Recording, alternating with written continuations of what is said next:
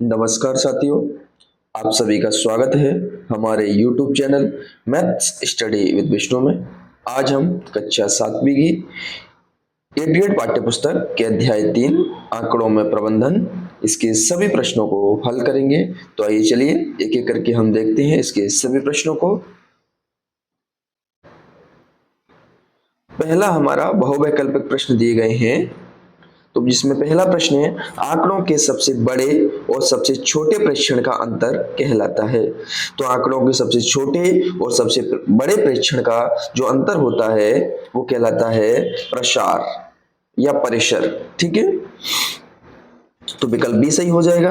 अगला है हमारा दूसरा 26, 29, 23, 23, 26, 29, 28 और 23 का बहुलक क्या है? तो बहुलक जो है, जो आंकड़े हमारे पास दिए गए होते हैं उसमें से जो आंकड़ा सबसे अधिक बार आता है वो हमारा बहुलक कहलाता है। तो इसमें जो 23 है वो सबसे अधिक बार आया है, इसलिए हमारा बहुलक हो जाएगा 23, विकल्प सी।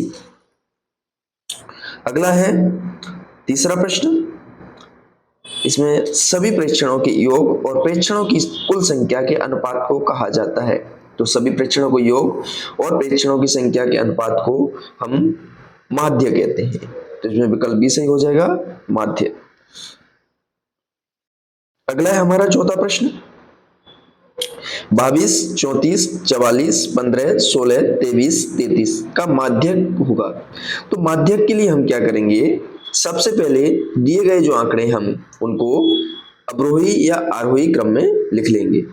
ठीक है, तो आरोही क्रम में हम लिख लेते हैं। तो आरोही क्रम में जैसे ही हम लिखेंगे जिसमें से बीचों बीच वाला मान होगा वही हमारा क्या कहलाएगा, माध्यक कहलाएगा।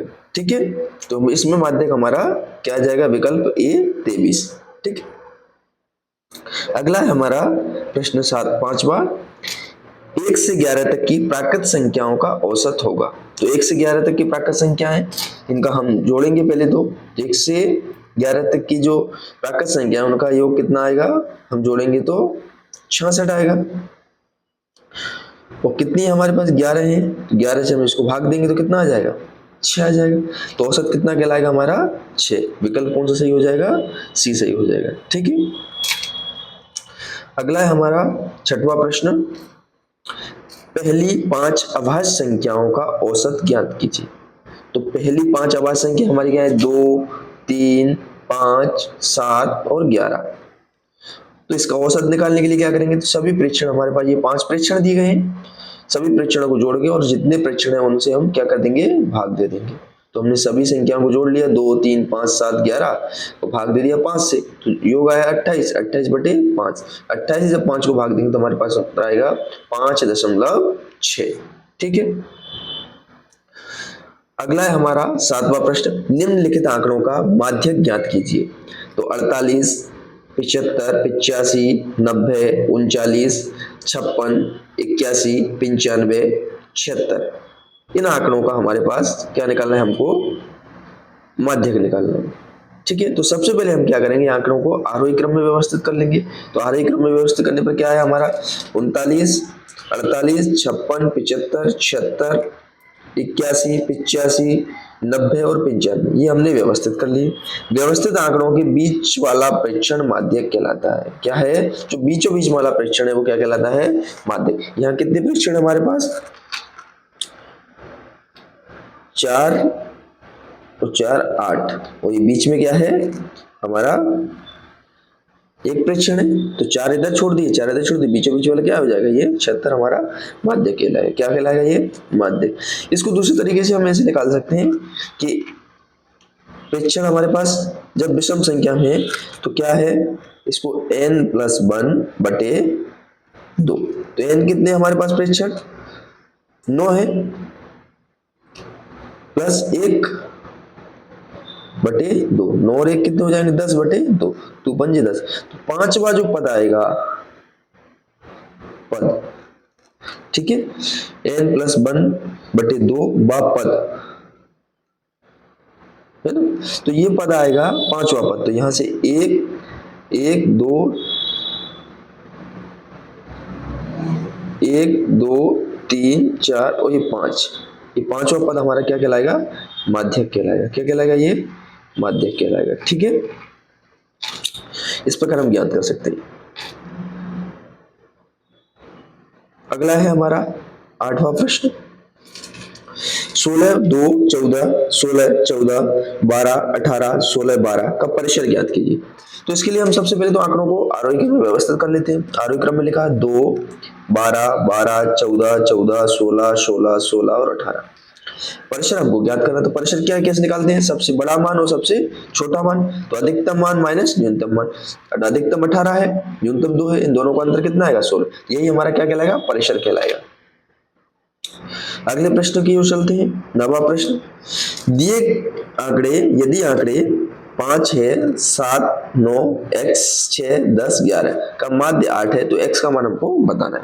तो माध्य का फॉर्मूला क्या होता है? माध्य बराबर सभी प्रेक्षणों का योग बटे प्रेक्षणों की संख्या।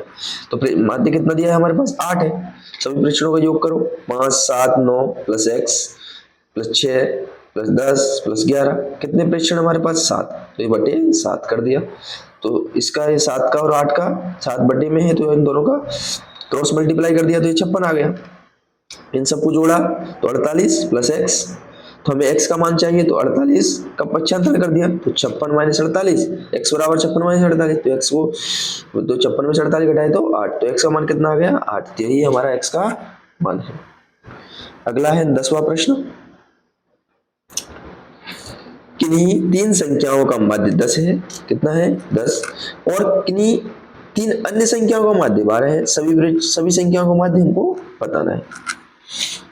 तो माध्य का फॉर्मूला होता है माध्य बराबर सभी प्रेक्षणों का योग बटे प्रेक्षणों की संख्या। तो यहाँ 3 प्रेक्षण है, 3 संख्याओं का योग बटे 3। माध्य कितना दिया है? 10, तो 3 संख्याओं का योग 10 बराबर 3 संख्याओं का योग बटे 3। 10, ये 3 नीचे है, बटे में है, तो इनको क्रॉस मल्टीप्लाई हो जाएगा। ठीक है, 10 गुणा 30, 3 तो 30 आ गया। 3 संख्या का योग कितना हो जाएगा? 30 हो जाएगा। 3 अंश संख्या को योग दिया है हमारे पास 12, माध्य हो जाएगा 12। क्या दिया? 3 अंश संख्या का माध्य 12, तो माध्य की जगह पे 12 रखेंगे, 3 अंश संख्या को बटे 3, 12 और 3 का क्रॉस मल्टीप्लाई होगा तो 12 तिया 36, 3 अन्य संख्याओं को योग कितना आ जाएगा? 36 आ जाएगा। तो सभी संख्याओं का माध्य बराबर दोनों का जो माध्य है उसको जोड़ देंगे, 30 प्लस 36 बटे कितनी संख्या हो जाएंगी? 3 ये और 3 ये, कितनी हो जाएंगी? ये 6। तो 66, 36 और 30 66 बटे 6, 66 में 6 का भाग देंगे तो कितना आ जाएगा? 11। यही हमारा सभी संख्याओं का माध्य होगा। ठीक, अगला है हमारा 11वां प्रश्न। कक्षा 7 के 11 बच्चों का भार किलोग्राम में इस प्रकार है: 40 35 38 46 42 32 41 45 52 58 55। आंकड़ों का माध्य और माध्यक हमको ज्ञात करना है। तो सबसे पहले हम क्या करेंगे? संख्या को आरोही क्रम में व्यवस्थित कर लेंगे। आरोही क्रम में व्यवस्थित किया, 32 35 38 40 41 42 45 46 52 55 और 58, इस प्रकार हम व्यवस्थित कर लेंगे। हमें सबसे पहले माध्य निकालना है। तो माध्य क्या होता है? सभी प्रेक्षणों को योग बटे प्रेक्षणों की संख्या। सबको जोड़ लिया हमने, बटे कुल प्रेक्षण कितने? 11, क्योंकि कक्षा 7 के 11 बच्चे हैं तो कुल प्रेक्षण 11 हैं।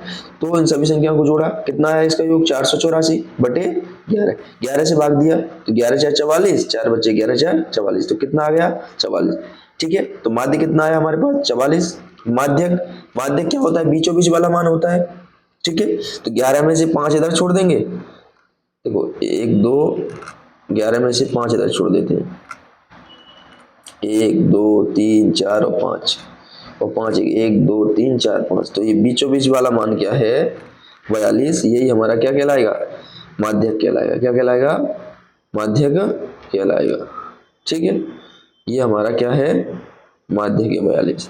ठीक, और हम दूसरी चीज निकाल सकते हैं, n प्लस 1 बटे 2 का पद, इससे भी निकाल सकते हैं माध्यक।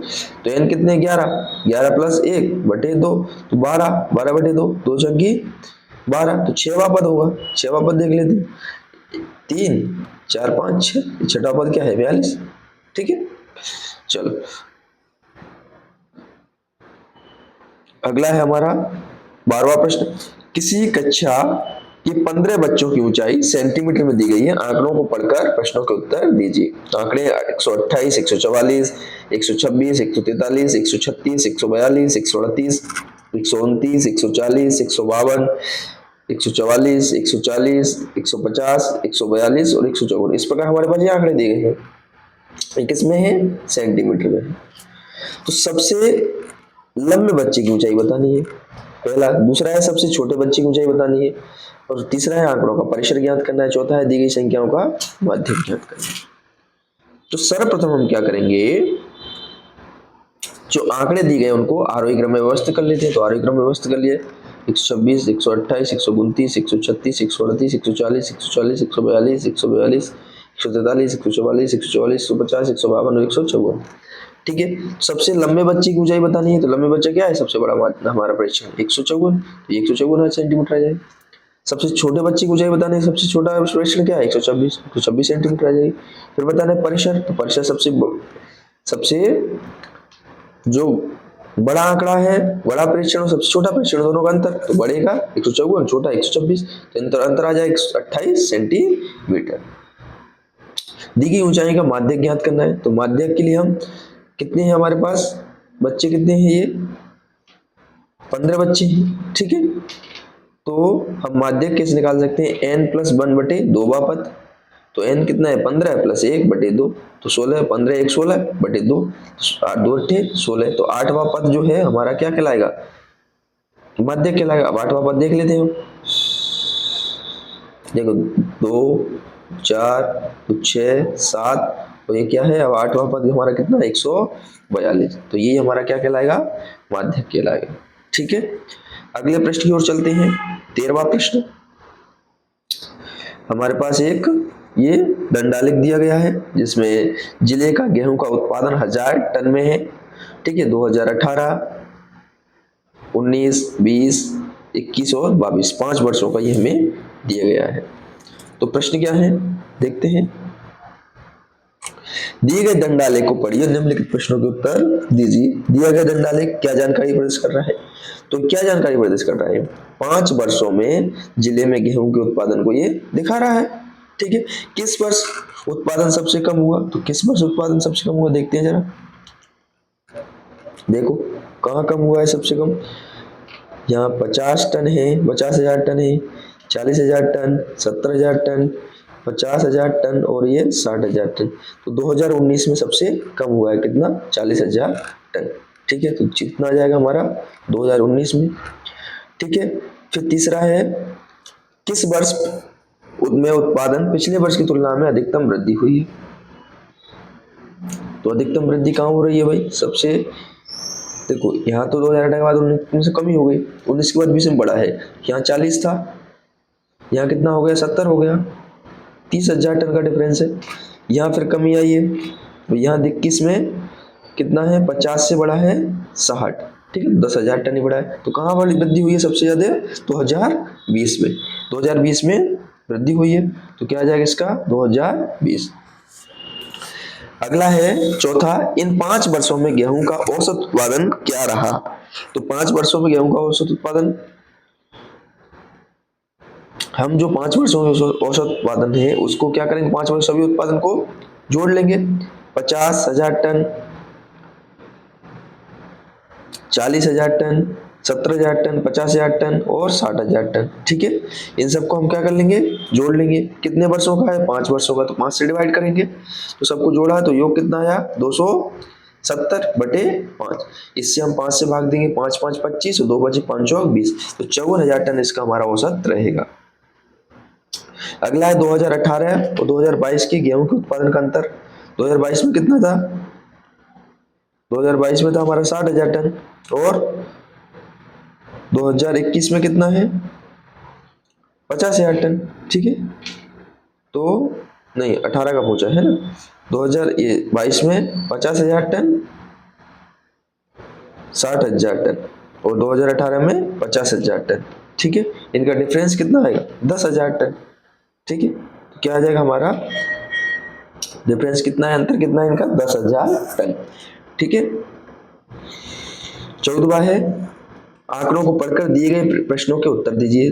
16 15, 16, 16, 17, 15, 17 ये आंकड़ों का बहुलक पूछा है। बहुलक को 15 बनाने के लिए कोई दो प्रेक्षण जोड़िए आंकड़ों को, और आंकड़ों को लिखना है, आंकड़ों को औसत बताना है। यदि किसी एक प्रेक्षण को जोड़कर औसत 15 आता है तो वो प्रेक्षण क्या होगा। तो सबसे पहले हम क्या करेंगे, आंकड़ों को आरोही क्रम में व्यवस्थित कर लेंगे। तो ये 15, 15, 16, 16, 16, 17, 17 ये हमने व्यवस्थित कर लिया। तो आंकड़ों का बहुलक सबसे ज्यादा बार कौन आ रहा है, 3 बार 16 आ रहा है, तो बहुलक कितना हो जाएगा, 16 हो जाएगा। दूसरा क्या है, बहुलक को 15 बनाने के लिए दो प्रेक्षण जोड़िए, आंकड़ों को लिखिए। तो बहुलक को 15 बनाने के लिए क्या करना है, दो प्रेक्षण। तो ये 16 3 बार आ रहा है, बहुलक को हमें 15 बनाना है, तो 15 3 से अधिक बार आना चाहिए, 4 बार आना चाहिए। तो हमने क्या आंकड़े कर लिए, 16, 15, 16, 16, 17, 15, 17 ये आंकड़ों को वैसा बस लिख दिया, 2 बार 15 और लिख दिया। तो अभी अब क्या है, जो बहुलक कितना बन जाएगा, 15, क्योंकि 15 कितनी बार हो गया, 1, 2, 3, 4 बार, 16 3 ही बार बचा है, 15 कितनी बार हो गया, 4 बार, बहुलक अब 15 बन जाएगा। आंकड़ा को औसत, औसत क्या है, औसत और माध्य का फॉर्मूला एक ही होता है। औसत या माध्य बराबर सभी प्रेक्षणों को 1/2 प्रेक्षणों की संख्या, सभी प्रेक्षण जोड़ लिए, 15, 15, 16, 16, 16, 17, 17, ठीक है। कुल प्रेक्षण 7 है, सबको जोड़ा तो 112 आया, 112/7, 112 में 7 से भाग दो, तो 7 एकम 7 और 7 छकी 42, 16 हमारा क्या हो जाएगा, औसत आ जाएगा। अगला है, क्या है अगला, यदि किसी एक प्रेक्षण को जोड़कर औसत 15 आता है तो वह प्रेक्षण क्या होगा। एक प्रेक्षण को हम जोड़े औसत क्या हो जाए, यानी माध्य 15 बन जाए, तो वो प्रेक्षण हम x मान लेते हैं। तो औसत बराबर सभी प्रेक्षणों की 1/2 प्रेक्षणों की संख्या, औसत क्या है, या x 15। तो प्रेक्षणों का योग कितना है, 12, 112, 112 में x जोड़ दे, क्योंकि हमें 15 करना है माध्य को। कुल कितने हो जाएंगे, 7 पहले और 1 ही है 8, तो 15 बराबर 112 प्लस x/8। इनका क्रॉस मल्टीप्लाई कर दो, 15 × 120, 112 प्लस 20, x बराबर 112 को इधर 95 कर दो, तो 112 में से 120, 120 में से 112 गई तो 8, तो क्या जोड़ दें हम, 8 जोड़ दें तो क्या आ जाएगा हमारा प्रेक्षण, जो औसत है कितना आ जाएगा, 15 आ जाएगा, ठीक है। अगला है 15वां, अपने परिवार के प्रत्येक सदस्य की ऊंचाई का पता लगाकर एक तालिका बनाएं और उसे दंड आलेख बनाकर प्रदर्शित करें। निम्नलिखित प्रश्नों के उत्तर दें। प्रश्न है, किस सदस्य की ऊंचाई सबसे ज्यादा है, किस सदस्य की ऊंचाई सबसे कम है, परिवार के सदस्यों की औसत ऊंचाई क्या है, और औसत ऊंचाई से आपकी ऊंचाई कम है या ज्यादा है। तो सबसे पहले हम अपने परिवार के सदस्यों, जितने भी सदस्य हैं उन सदस्यों की एक टेबल बना लेंगे और उनकी ऊंचाई का पता लगा लेंगे, ठीक है। ये मैंने एक टेबल बना दी है, आप अपने सदस्यों से पूछकर इस तरह की टेबल बना सकते हैं। क्या है, यहाँ सदस्य मैंने दादा लिखा 165 सेंटीमीटर, सेंटीमीटर में दी गई ऊंचाई, दादी 161 सेंटीमीटर, पिता की 169 सेंटीमीटर, माता की 164 सेंटीमीटर, चाचा की 168 सेंटीमीटर, स्वयं की 135 सेंटीमीटर, बहन की 130 सेंटीमीटर। इस तरह से हमने 7 सदस्यों, परिवार के सदस्यों की ऊंचाई को एक टेबल में बना लिया है। तो इसको दंड आलेख में लिख लेंगे अब, ठीक है। यहाँ सभी सदस्यों के नाम लिखे हैं, यहाँ एक हमने ये क्या है, ऊंचाई है, ठीक है, ऊंचाई है, किसमें है ये, सेंटीमीटर में है, ठीक है। देखो तो यहाँ पहला 0, उसके बाद हमने 110 से आगे 10-10 की गैप में लिख ली है ऊंचाई को।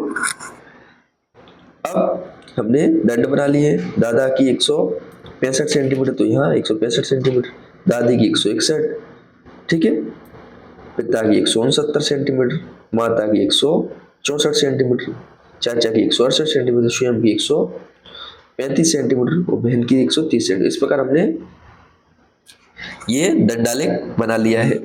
अब हमें दंडालेख के आधार पर प्रश्नों की, सदस्यों की ये प्रश्नों के जवाब देने हैं। तो किस सदस्य की ऊंचाई सबसे ज्यादा है, तो सबसे ज्यादा हम दंड को भी देख सकते हैं, यहाँ टेबल से ही पता लगा सकते हैं किसकी ज्यादा है, पिता की ज्यादा है, ठीक है। फिर पूछा है हमसे सबसे कम ऊंचाई किसकी है, सबसे कम किसकी है, यहाँ बहन की हमारी, दंड में भी देख सकते हैं। तो सबसे ऊंचाई कम किसकी हो जाएगी, बहन की हो जाएगी, ठीक है। अगला है हमारा परिवार के सदस्यों की औसत ऊंचाई क्या है। तो औसत ऊंचाई के लिए हम क्या करेंगे, जो सभी प्रेक्षणों का योग बटे प्रेक्षणों की संख्या। तो योग किया, योग कितना आया 1092/7, भाग दिया तो कितना है 156 सेंटीमीटर। तो औसत क्या आयु, क्या औसत आयु कितनी हो जाएगी 156 सेंटीमीटर। औसत आयु नहीं, यहाँ ये औसत ऊंचाई पूछिए है ना, तो आयु गलत है, यहाँ ऊंचाई है ना, औसत ऊंचाई। ठीक है, तो औसत ऊंचाई कितनी हो जाए 156 सेंटीमीटर। ठीक है, अगला है औसत ऊंचाई से आपकी ऊंचाई ज्यादा है या कम है। ठीक है, तो औसत ऊंचाई से, औसत ऊंचाई कितनी है हम देखेंगे 156 सेंटीमीटर, और हमारी कितनी है, औसत ऊंचाई कितनी है 156 सेंटीमीटर, और हमारी कितनी है 135 सेंटीमीटर। ठीक है, 135 सेंटीमीटर, तो ये तो कम है औसत से, औसत 156 आ रहा है, तो हम लिखेंगे हमारी क्या है, औसत ऊंचाई से हमारी ऊंचाई जो है कम है। ठीक, इस प्रकार से हमने अध्याय 3 के सभी प्रश्नों को हल किया। ठीक।